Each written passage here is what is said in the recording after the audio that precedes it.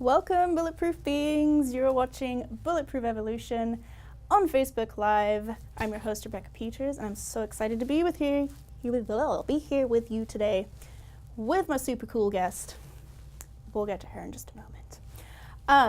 So last week there was a little audio snafu. Things didn't record in the beginning, so just wanted to touch base with that. So we're talking about family and why it's important to have a family. Obviously, we have a mom, we have a dad, brothers, sisters, people that we're biologically related to.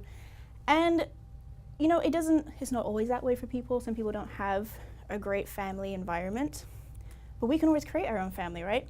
So why is it important to have a family? Like, what can they do to help you with your life of passion and creating that life of liberty that we all deserve to live? And for me, I truly believe that it takes a village.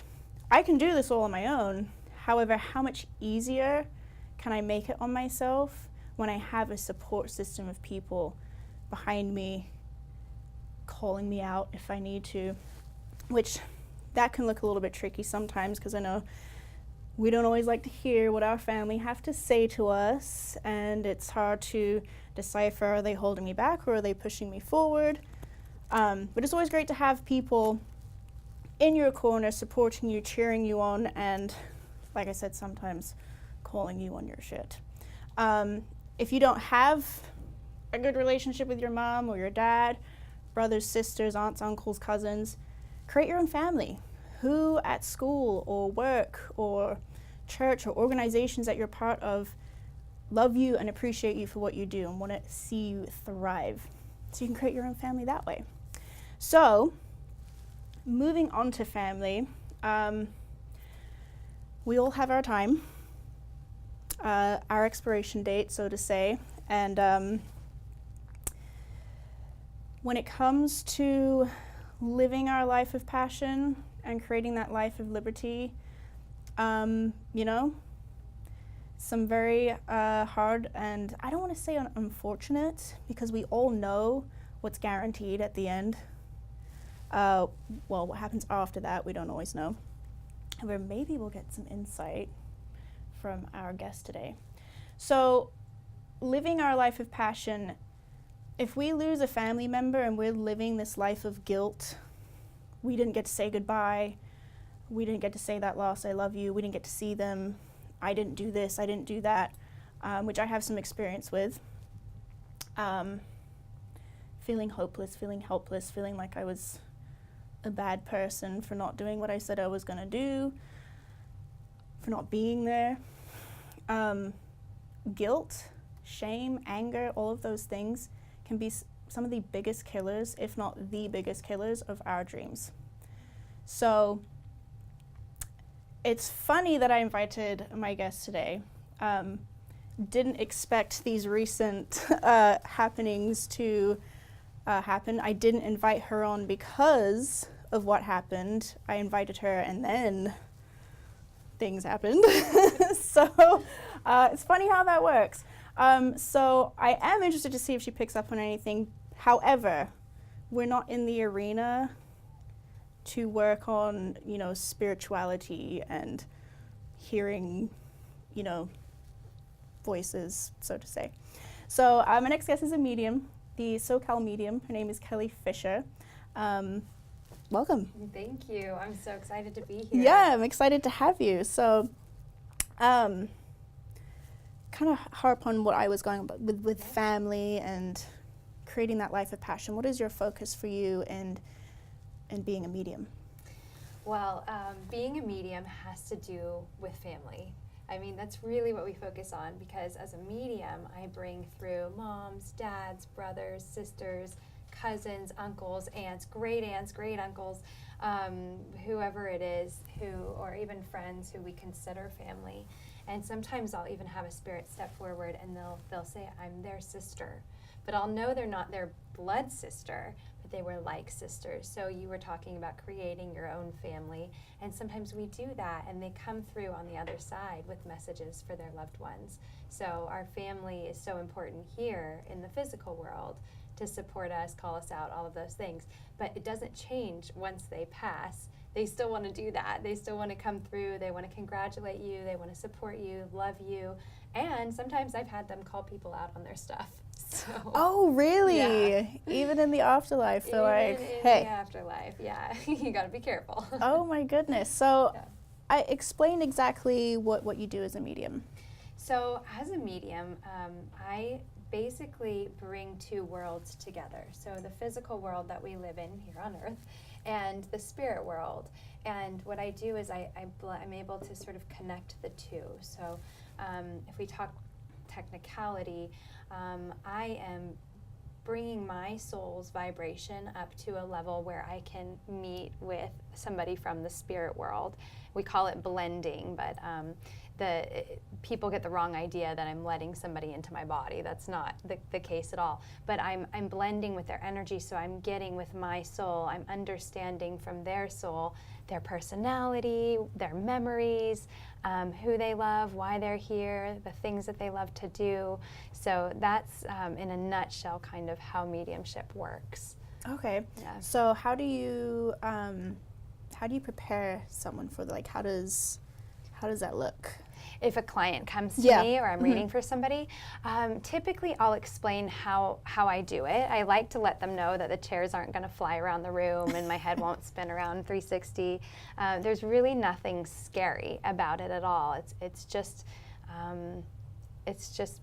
allowing somebody to feel their loved one again and to feel that love. So that's really what mediumship is about. But I'll just prepare them by letting them know, don't be scared. I also don't know when you're going to die, so it's not going to be anything like that, Mm-hmm. And also just to give them some instruction as to how to give me feedback. I don't want them to give me the full story. I want to tell them everything so that it can validate the existence of their loved one on the other side. So that's pretty much it, and then I get into it. I don't scribble like Tyler Henry, and draw all the pictures, although it's pretty cool that he does that. Yeah. I just sort of sit for a minute or two, I open up, and then I'm able to connect and tell them who's with them. Yeah. So is it more like, do you see them, or is it just hearing them? So there are a couple of different ways. I am what's called a subjective medium most of the time, and what that means is that I'll clairvoyantly see images, so I see it in my mind's eye. But I have from time to time seen actual spirits stand outside, so I could see somebody standing next to you, but they usually pop up unexpectedly. I don't work that way all the time. So, but when they show up, I'm like, oh, this is great, because I know exactly what he looks like and what he's wearing, and I can tell a lot from what they look like. There are mediums out there that also will hear objectively, so they'll actually just hear a voice come from, somewhere in the room or whatever. And I hear clairaudiently, so I'll be able to hear it inside it's like inside my head, but yeah. Okay, so clairvoyant is visual, and then clairaudient is to audio. hear, and clairsentient is when you feel. Oh, okay, Yeah. that's another one. I didn't know that. So yeah, so you can feel a little bit nauseous, and that's just my way of understanding that maybe they were drunk at the time of their passing. But it's not really them making me feel that way. It's just me. That's how my body's relating to, or my soul really is relating to what they're trying to say.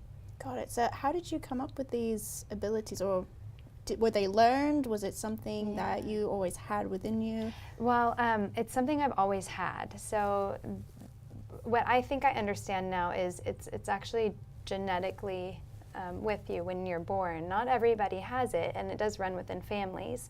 But if you're mediumistic naturally at birth, then at some point throughout your life, the soul will make you aware of those mediumistic abilities. Some people explore them and develop them further. Some people choose not to. But for me, even as a small child, I would always see spirit. So I would see, what you would term a ghost, or now I know a little bit more that they're not really ghosts, they're just memory impressions. But I've always seen things that I was aware other people couldn't see. And for a long time, I tried to shut it out because it was scary. I didn't understand it.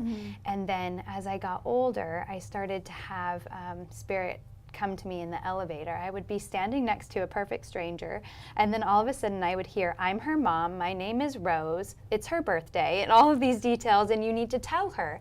And I'm like, I don't know this person, and they're gonna think I'm crazy. So I didn't do it, and then I just started feeling guiltier and guiltier with each spirit that came to me with these messages that they wanted to get through. And I thought, clearly they know something I don't know.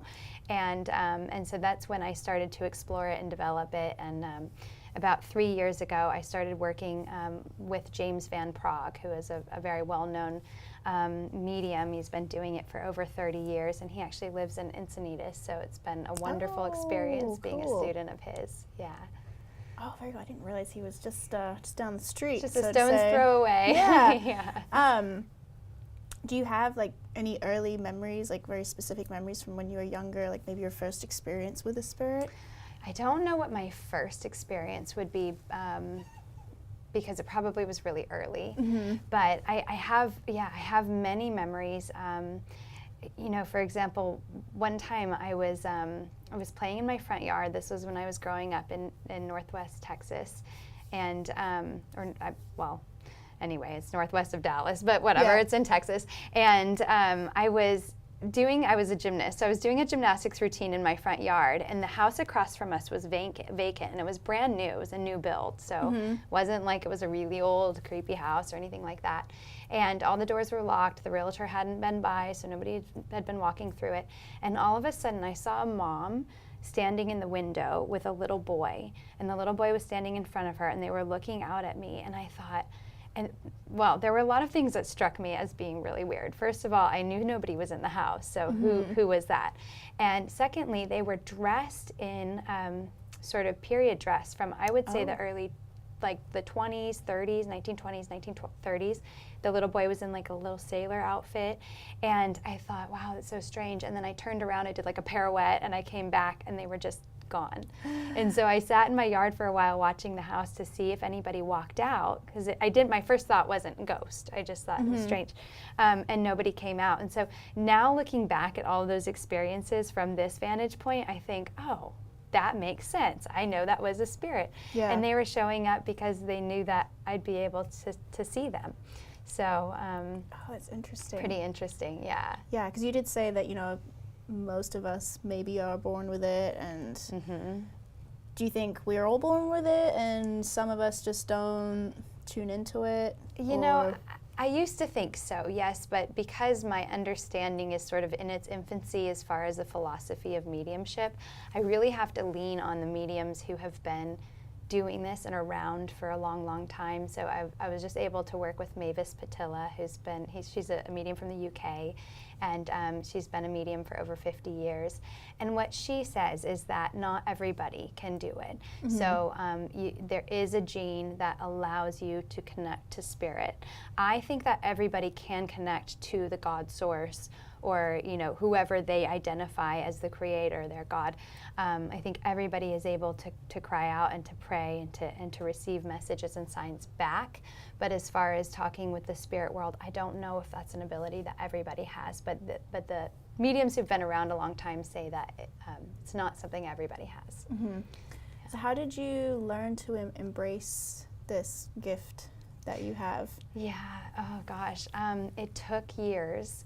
I knew that I could get messages here and there, but I didn't know for a long time even what it was called, that it was called mediumship, until I saw Teresa Caputo's show come out, Long Island Medium, and I thought, oh, I'm a medium, that's what I've been doing. I had no idea. So once I was able to put a label on it, a word with it, then I could do Google searches and find out.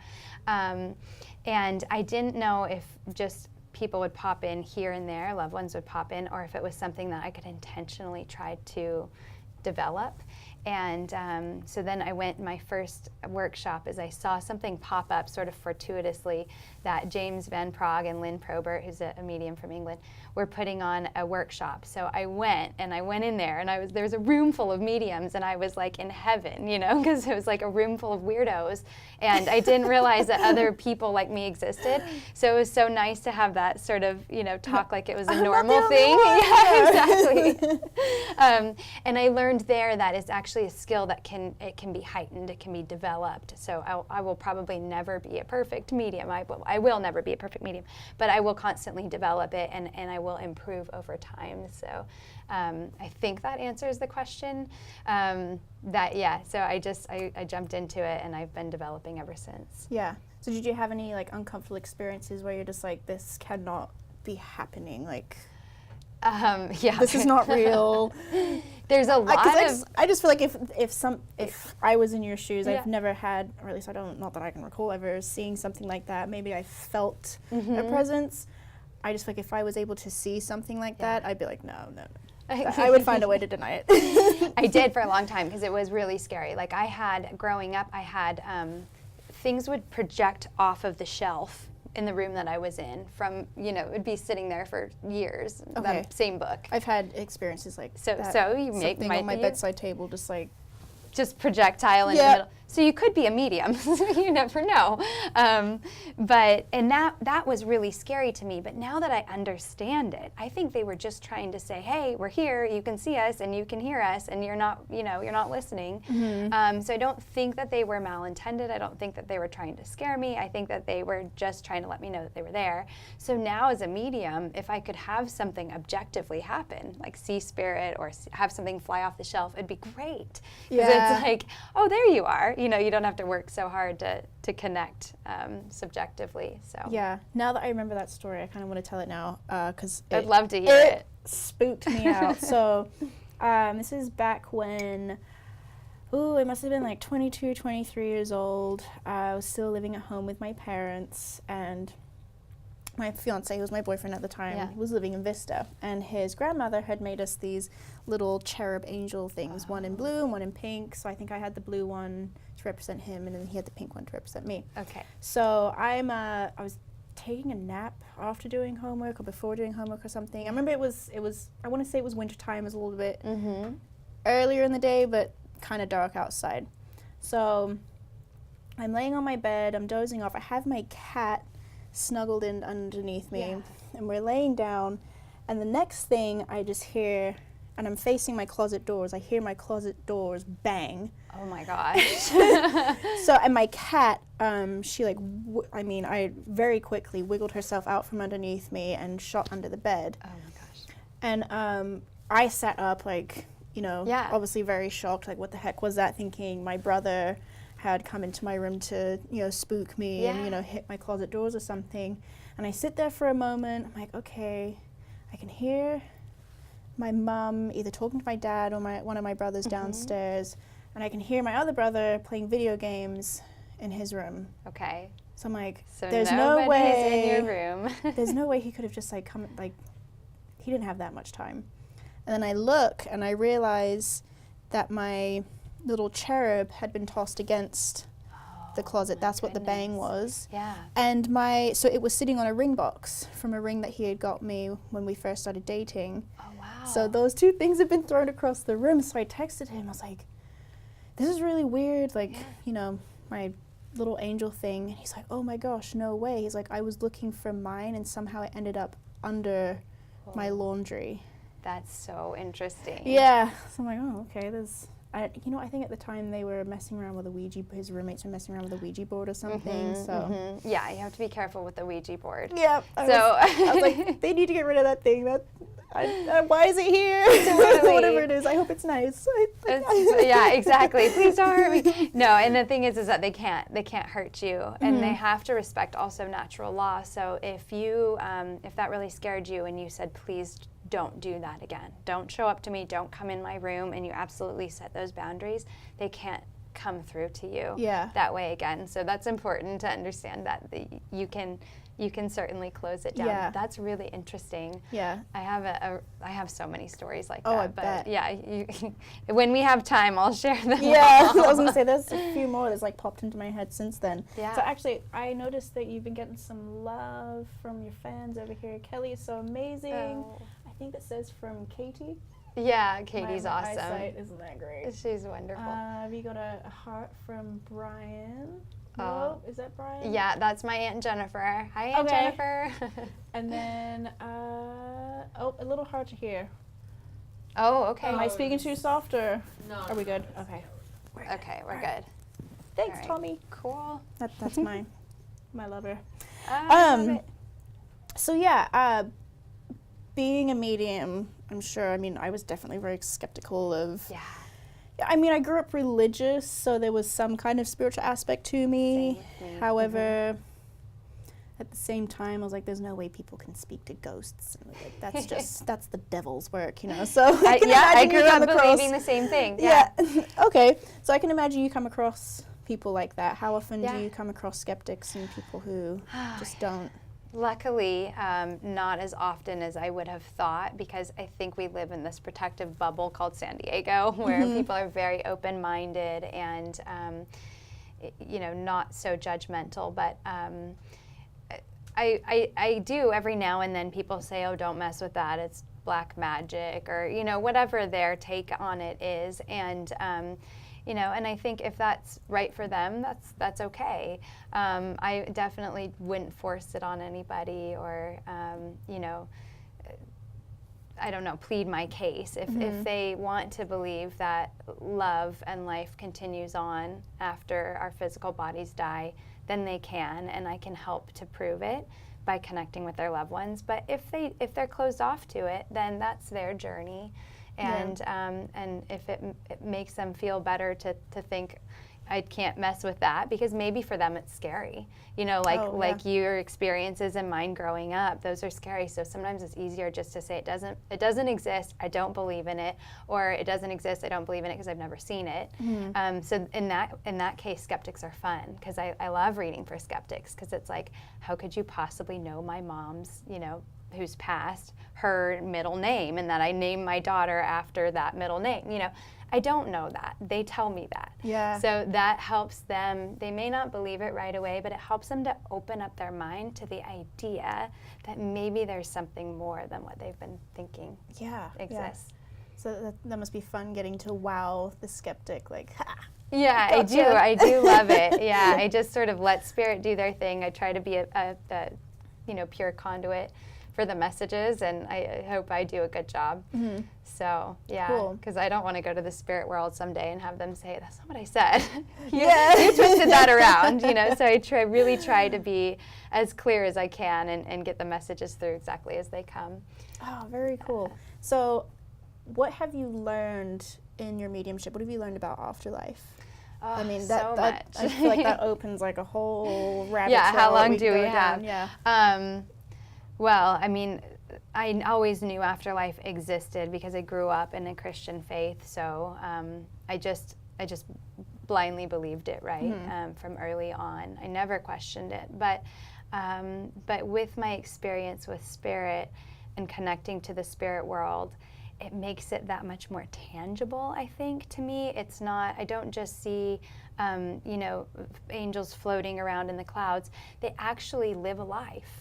And it's more material than I think we think. I think that there are buildings. I think that there are things to touch and feel, and they don't have physical bodies, but they are living a life. It's just in a different world. So that to me has been the biggest thing to wrap my mind around, because I always just thought we went and floated through the clouds, you know, and had all the answers, and that's not true either. So just because somebody passes away and goes to the spirit world doesn't mean that they now know everything. They have a lot of lessons to learn. So they go through different stages of lessons, learning lessons, and it helps me in this life to know that someday I'm going to have to learn why I maybe did this to somebody, you know, did something to somebody that wasn't kind, or said something that was hurtful. That those aren't things that just don't matter. They do end up, you know, you do end up having to look back at them and getting a life review. So I've definitely learned that. It's been really an interesting journey. Okay.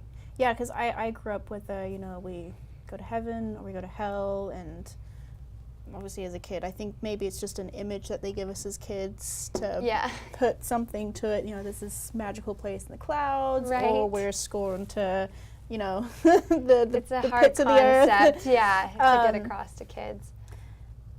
And then, you know, I wonder about reincarnation as well. Like, do those spirits then come back in a different body? And or that's why I said this could go down like a whole different. Yeah, we could just go down the rabbit hole, but Yeah. there's a lot to it. There's a lot to talk about. I do believe that we reincarnate, and I believe that we make the choice to do so each time, and that we come through in each life to learn the lessons that we're meant to learn for our soul's journey, and we come back in soul families. So like your mom, for example, has probably been with you in past lives. She may have been your sister, you may have been her mom, so we sort of switch roles. But I do believe that those who we've lost, like grandma, even maybe great-grandma and great-grandpa, will wait for us to come to heaven before we all make the decision whether or not we're going to come back for another go. Oh, okay. So, yeah, I was going to ask about that. I'm like, so why do these spirits stay? Like, I mean, you said, you know, they're learning something or they're waiting for something, so I guess it's a little combination. Yeah, it's definitely a combination is the best way to put it, I think. Oh, okay, cool. Yeah. It kind of puts me at peace to think, well, I'm not just going to die and, like, that's it, you know? That's it, yeah, exactly, because I just don't know what the point would be. And it goes back to that saying, we're spiritual beings having a human experience. Yep, exactly. We're here to share something. That's why I'm very big on passion and purpose. Yes. Like, we're here to do something for other people with what we love so much, and then I guess there's still stuff to learn at the end. So yes, we're always learning. Let me check. Okay, yeah. So do you have any upcoming events or promotions happening? How can people get in contact with you? Yes. Okay. So we do have upcoming events coming. I am going to be working with another spirit medium who's phenomenal. Her name's Joy Giovanni, and we will do some group events. So I would say stay tuned to my Facebook page and also my website, which is socalmedium.com. And they can go under events and they'll be able to see what we're doing. Some of them are going to be free, some of them are charity, and then some of them will be like really inexpensively priced. So we're going to be doing group demonstrations, which means that we'll go in front of maybe a group of 20 or 30 and we'll do readings for the group. So not everybody will get read, but there will be a lot of readings. And then we'll do something fun called double linking, which is basically where we will both link into the same spirit. And we'll be able to give one person 2 messages from, like, grandma, for example, or their mom or whatever. And that's cool because all mediums are different, all people are different. So she's going to get different messages from the same spirit that I'm going to get. So we're going to be doing that. And then they can get in touch with me on my website. If anybody wants to book a private sitting, I do Skype and I do in-person sittings in San Diego. Oh, okay. And so they can go on my site and book right there. And also, I've created a 25% off reading discount for anybody watching. Through the end of May, they can use it, and it's FBLIVE, so Facebook Live, FBLIVE, all in caps, and that saves 25% off of a reading. Cool, awesome. So yeah, that's on your website? Yeah. So go on her website, FB Live, all capitalized, and you can get 25% off of a reading. And then you've got events coming up, and we have more love from the fans. Let me see. Lynette, hi Lynette. I love listening to this today. Thank you for sharing. We got a thumbs up from James and Ryan. We got hi Kelly from Anna. Hi, hey Anna. And my eyes. Kelly, so cool. And am I caught up there? Yes. Okay, cool. Just to make sure we, share the love with your. Anna's another medium that I work with. She's great also. Oh, so there's a lot of cool. mediums in San Diego. Yeah, we all work differently. So. Cool. So if you guys like what you're seeing today, or if you feel maybe this information is useful for someone else, I know this has been very useful for me, a little bit calming. I'll get to that in a moment. I was going to start off the show with something. I'm like, no, I'm going to wait till the end. So we actually have a fun little promotion. So not only can you get 25% off a reading with the code FB Live from her page, she's also gifting us a gift certificate. So we only have one, yes. right? So there's only one. So the competition is to like her page, Socal Medium. Is that what it's called? Yep. Socal Medium. Socal Medium. Like the Bulletproof Evolution page if you have not done so already, and then tag someone in this video who you think may be interested as well. So All right, and then I'll keep an eye on that, and we'll find out who our lucky winner is. So, so before we go, I said I was going to talk about something in the beginning, and I was like, no, wait to the end, grand finale. So I recently lost my grandfather. So that's why I was like, I knew that when we were in the ready room. Yeah, because I was like, oh, the ring. Yeah. So, like I said, I mean, we're not in the arena for you to do your thing. I actually did some energy work the other day, and someone that I've been friends with for a while, and I've never seen that side of her. I was like, oh, this is a real thing. Like, she's really tapping into something that it made a lot of sense. So I just wanted to know, in the work that you've done and communicating with people's loved ones, what kind of advice would you be able to give to me or maybe anyone else who's recently lost a loved one? Yeah. Well, first of all, I'm sorry that you've lost your grandfather. I know it's so hard, especially when you're close to them. The best advice I can give people who are mourning the loss is just the peace of mind that I know without a shadow of a doubt that they live on, and also that they're often with us. Almost anytime you think of them, well, really anytime you think of your grandfather, when you were telling me about the ring, he's right there with you. So there's no time and space where they are, so it's just that thought, or just even looking at a picture or doing something, making a recipe that reminds you of them, that would bring them, close to you. So yeah, they're not here to give us a cuddle anymore, because they don't have that physical body, but every other part of them can be here with you. So he's not too far away. I love that. And when I was doing my energy work I'll have her on later in the show, Wally Drummond from Love Radiating. I could almost smell him. Every now and again I would get this So you are a bit of a medium. Yeah. We call that clairaudience, or hang on, I can't think of the word. I'll come back with it. But the smell is a really big way that spirit can connect with us. Yeah. So that's cool that you're able to smell it. Yeah, it had that incense smell, we're in that, that place, and then all, with diffusers and things burning, and then all of a sudden it smelled like his house. Yes. Sort of he used to smoke. Well, he quit long before he died, but he used to smoke, so I kind of had that tobacco-y smell. I'm pretty sure no one in here is smoking cigarettes. That's a really big sign that they're near us. If you walk through a plume of smoke and just smelling it, and it's nowhere where there should be cigarette smoke, then you can be pretty sure that a loved one is near you, used to smoke. Oh, that's awesome. So for those of you who have lost a loved one recently, just know they're there. They're loving you from a distance, kind of a different what's the word, from the spirit world, from a different frequency. So like I said, we've got a gift certificate for you, so like Socal Medium, like Bulletproof Evolution if you haven't liked either one of those, and tag someone in this video, not any shared video, this video, and you can win a gift certificate, or you can go and get 25% off at socalmedium.com with the code FBLive in all capital letters. So I think that's it. Any last words you want to share with anyone? No, just thank you so much for having me on. It was so awesome. Yeah, this was a really cool experience. So everyone, go and be great. Go live your passion. Create that life of liberty that you so deserve. See you next time.